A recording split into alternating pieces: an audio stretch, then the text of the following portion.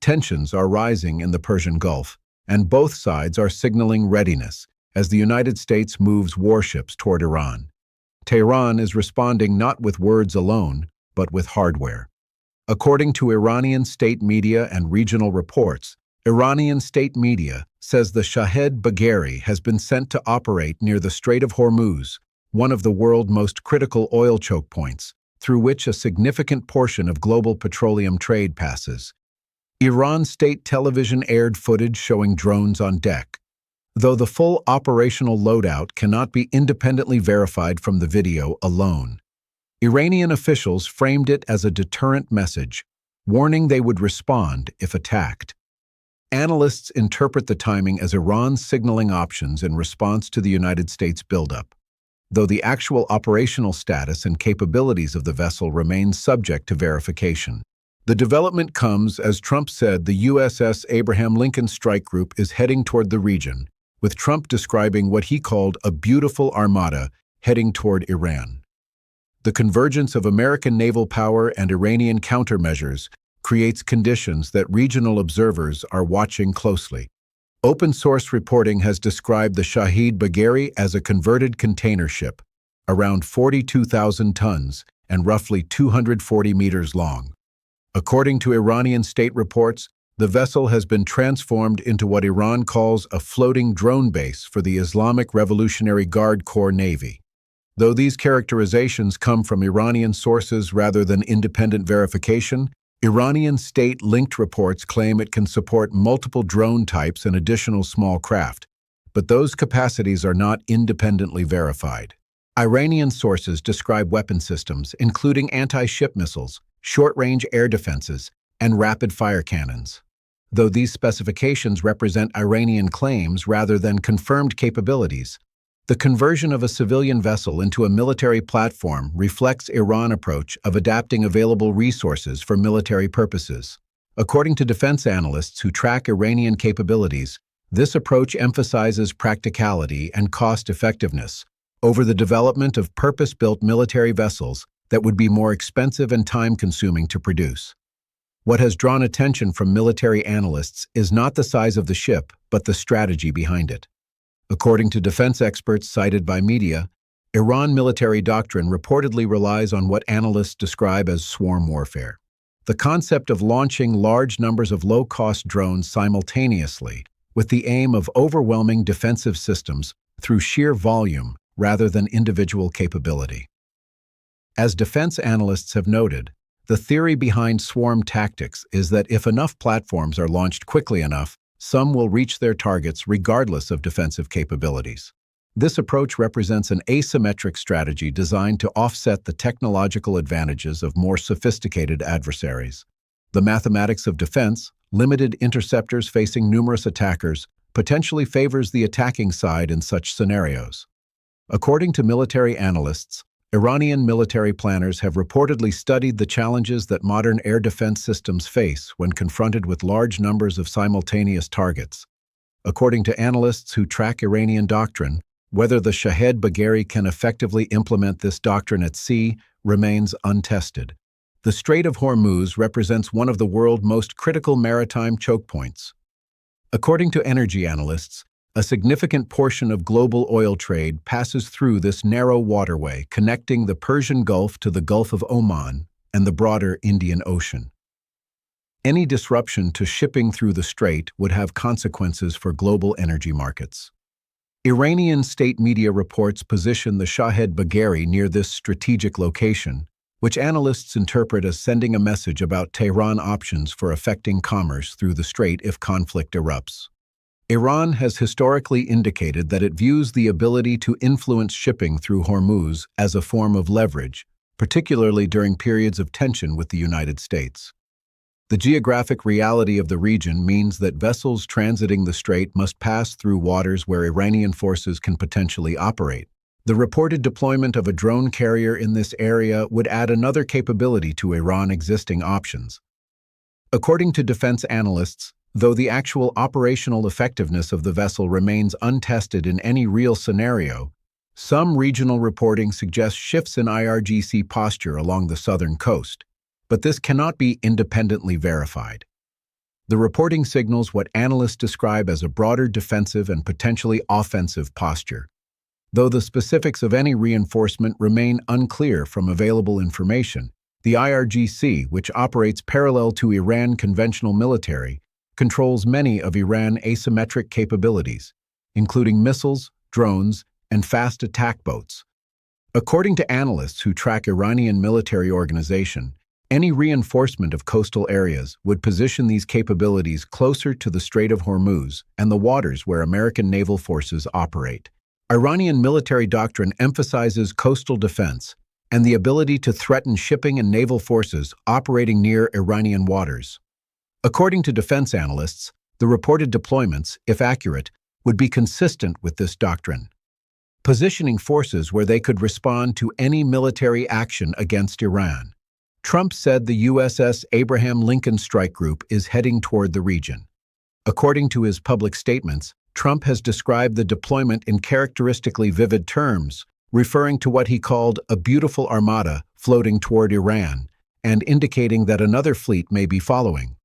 Trump says the buildup is precautionary, while Iran characterizes it as intimidation, reflecting the competing narratives that each side offers about the other military movements. The American deployment provides Washington with military options, while also serving as a demonstration of capability and resolve. In public statements, Trump claimed last year's strikes, what he called Operation Midnight Hammer, severely damaged Iran nuclear sites, but assessments of the impact vary.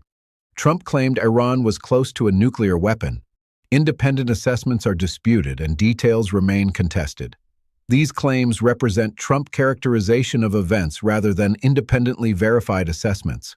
Trump has posted messages describing the fleet as larger than one previously sent toward Venezuela and ready to strike with what he called speed and violence if necessary. According to his public communications, his message to Tehran has been characterized as blunt. Come to the table, make a deal, no nuclear weapons. Trump has warned that time is running out. The rhetoric from Washington combines military threat with stated preference for negotiation, a pattern that has characterized Trump's approach to Iran throughout the current tensions. The Armada provides leverage for diplomacy, while also positioning forces for potential military action if negotiations fail, or if Trump determines that military force is necessary. Trump's invocation of previous military operations and warnings about future action represent the coercive dimension of American policy. According to analysts, the approach aims to pressure Iran into concessions, while demonstrating that the United States has both the capability and the stated willingness to use military force. Iran's foreign minister has responded to American pressure by saying that Iran has not requested negotiations with Washington and has had no recent contact with the United States Special Envoy, according to Iranian official statements reported by media. He says talks cannot happen under threat, a position that reflects Iran's consistent stance that it will not negotiate while being coerced. The Iranian position rejects the American approach of combining military pressure with calls for negotiation. From Tehran's perspective, according to Iranian officials, negotiations conducted under military threat would amount to capitulation rather than genuine diplomacy. This framing presents Iran as defending its dignity and sovereignty rather than refusing reasonable diplomatic overtures. The disconnect between American and Iranian positions on the conditions for negotiation represents a significant obstacle to diplomatic resolution. According to analysts, Washington believes pressure creates incentive for negotiation, while Tehran insists that pressure makes negotiation impossible. Bridging this gap would require one side or the other to adjust its position. Senior Iranian commanders are issuing warnings about the consequences of military action. According to Iranian media reports, Rear Admiral Habibullah Sayari says any act of adventurism against Iran will come at a heavy cost. According to statements reported by Iranian outlets, he accuses the United States of what he calls gunboat diplomacy, using massive warships to project fear. Sayari says Iran is fully prepared to respond across land, sea, and air. According to the reported statements, this messaging emphasizes Iranian readiness, while characterizing American deployments as intimidation rather than legitimate security measures. The framing presents Iran as a defender against aggression rather than a provocateur. Iran leadership argues that advanced technology alone does not decide wars. According to Iranian official statements pointing to past conflicts as proof of what they describe as Iranian resilience and capability, this messaging is designed both for domestic audiences and for American observers, suggesting that military superiority does not guarantee success against a determined adversary. Turkey is urging Washington to reduce pressure and resolve disputes with Iran one issue at a time. Starting with the nuclear file, according to statements from Turkish officials reported by media, Ankara warns that sweeping demands could humiliate Iranian officials and push the region closer to another war. According to Turkish diplomatic messaging, Turkey foreign minister says Iran is open to nuclear talks, but opposes any foreign military intervention, calling renewed conflict destabilizing for the entire Middle East. According to reported statements, the Turkish position reflects concerns from regional powers about the consequences of United States-Iran conflict for neighboring countries. The Turkish foreign minister reportedly advised American officials to close files one by one with the Iranians, starting with nuclear issues before moving to other matters. If you put them all as a package, it will be very difficult for our Iranian friends to digest. The minister reportedly said it sometimes might seem humiliating for them. It will be very difficult to explain not only to themselves, but also to the leadership on the streets of Tehran. Across the region, concern is growing about the potential for conflict between the United States and Iran. According to reports from regional capitals, countries in the Gulf and broader Middle East understand that any military exchange could affect them directly through disrupted shipping, economic consequences, or potential targeting if they are perceived as supporting either side. The rhetoric is visible in Iran, according to media reports describing the domestic scene. Anti-United States billboards reportedly appear on busy intersections. Newspapers carry headlines about the situation. One message reportedly reads, "If you sow the wind, you will reap the whirlwind." This public messaging reflects and reinforces Iranian positioning, while preparing the population for various scenarios. As warships move, diplomats work and positions harden. The question is not just whether talks will happen, but whether the current trajectory can be changed. According to regional observers, with forces on the move and warnings from both sides, the margin for miscalculation is narrowing, analysts note. The strategic logic behind Iran reported drone carrier deployment reflects an understanding of what analysts call asymmetric advantage. Low-cost drones produced in large numbers can potentially impose costs on adversaries that exceed the cost of the drones themselves. A defensive missile that costs millions of dollars, used to counter a drone costing thousands, represents an unfavorable exchange rate for the defender. According to this analysis, this calculus has reportedly informed Iranian investment in drone technology. According to analysts who track Iranian military development, Tehran has prioritized drones as a capability that can threaten sophisticated adversaries without requiring the massive investments necessary for conventional military parity. The Shahed Bagheri, if operational as described, would represent a platform for projecting this capability at sea. The mathematics of swarm warfare favor the attacker in scenarios where defensive systems face saturation. According to military analysts, while modern naval defenses are sophisticated, they have finite ammunition and processing capacity. The theory behind Iranian doctrine, analysts note, is that overwhelming numbers can create opportunities that individual high-quality platforms cannot. The potential effectiveness of drone warfare against naval targets has been demonstrated in recent conflicts. According to analysts who point to the Houthi campaign in the Red Sea, international reporting says Houthi attacks disrupted Red Sea shipping and drove rerouting. While exact totals of damage and losses vary by source, the Houthi campaign forced major shipping companies to reroute vessels around Africa rather than transit the Red Sea, imposing significant costs on global commerce. The ability of relatively unsophisticated actors to affect international shipping with drones and missiles has informed analysis of what more capable actors like Iran might achieve. Iranian military planners have presumably studied the Red Sea campaign and drawn lessons about the vulnerability of shipping to drone and missile attacks. According to analysts, the reported Shahed-Bagheri deployment positions similar capabilities at another critical choke point, suggesting Iran may be prepared to implement lessons from the Houthi experience if conflict erupts.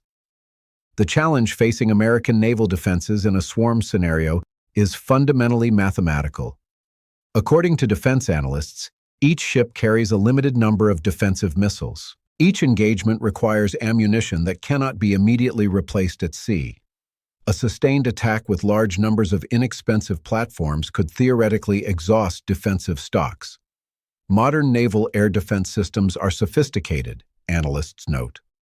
But they were designed primarily to counter aircraft and cruise missiles, rather than large numbers of small drones. The evolution of drone technology has created new challenges that existing systems are being adapted to address. But the adaptation is ongoing, and the outcome of any actual engagement remains uncertain. Iranian propaganda videos have made claims about overwhelming American defenses through saturation attacks. While the specific technical claims in such videos have not been independently verified, the underlying concept of saturation attacks is taken seriously by military analysts as a legitimate concern for naval planners. Iranian officials describe their country as prepared to respond to any attack across all domains, land, sea, and air. According to statements reported by Iranian media, this messaging emphasizes comprehensive readiness, while suggesting that any conflict would not remain limited to a single domain or geographic area. The reported deployment of the Shahed-Bagheri represents what Iran describes as the naval component of this stated readiness. Iranian land-based missiles and air defenses would constitute other dimensions of any response.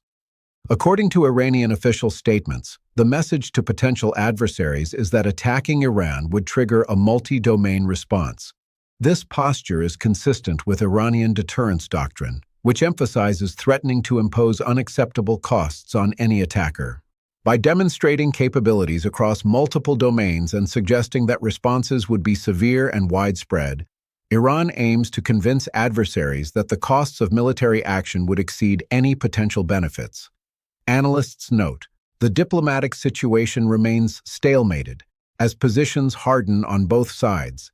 According to analysts tracking the crisis, Washington demands that Iran come to the table and make concessions on its nuclear program. Tehran insists it will not negotiate under military threat and has not requested talks. The gap between these positions shows no sign of narrowing. Turkey and other regional powers have attempted to offer frameworks for resolution, suggesting step-by-step approaches that might allow both sides to claim progress without humiliation. However, the maximalist positions being taken by both Washington and Tehran leave limited room for the compromises that such approaches would require. The combination of military buildup and diplomatic stalemate creates conditions where events could move toward escalation through momentum or miscalculation, rather than deliberate decision. Analysts warn as forces position and rhetoric intensifies, the window for diplomatic resolution may be narrowing. The Persian Gulf remains a focal point for global attention. According to regional analysts characterizing the current situation, the combination of American naval power, Iranian asymmetric capabilities, and the strategic importance of the Strait of Hormuz creates conditions that all parties are watching closely. The stakes extend far beyond the immediate parties. Global energy markets depend on the flow of oil through the strait. Shipping companies and their insurers are monitoring developments closely. Countries throughout the region face potential consequences from any military exchange, whether through direct involvement or economic disruption. What happens next may depend on the decisions made by leaders in Washington and Tehran, as analysts characterize the situation. The reported deployment of Iranian capabilities in proximity to American carriers creates a confrontation where both sides have demonstrated resolve. The question is whether either side will find a path to de-escalation or whether the current trajectory continues. The messaging from Tehran is being characterized as consistent by observers tracking Iranian communications. Iranian officials warned they will respond if attacked. This is the essence of Iranian messaging during the current crisis. According to analysts interpreting Iranian statements, the reported positioning of the Shahed Bagheri near the Strait of Hormuz puts hardware behind the rhetoric, demonstrating that Iran has capabilities it describes as ready to deploy. Whether the vessel and its drones would prove effective in actual combat remains untested, but their reported presence sends a message about Iranian intentions and preparation. For American naval planners, the reported deployment adds another factor to consider in any operational planning. The combination of land-based missiles, fast attack boats, and now a reported dedicated drone carrier creates multiple potential threat vectors that would need to be addressed in any military scenario. This complexity is part of Iranian deterrence strategy. Analysts note the margin for miscalculation is narrowing.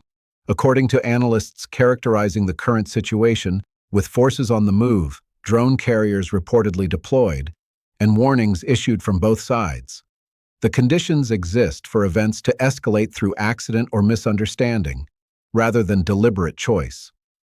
Both sides have stated their positions and signaled their capabilities.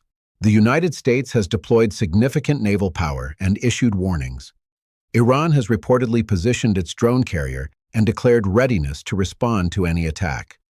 The remaining space for diplomatic resolution exists, but appears to be narrowing as military dynamics create their own momentum. Regional powers are calling for restraint and step-by-step approaches to resolving disputes. Whether these calls will be heard amid the competing pressures of military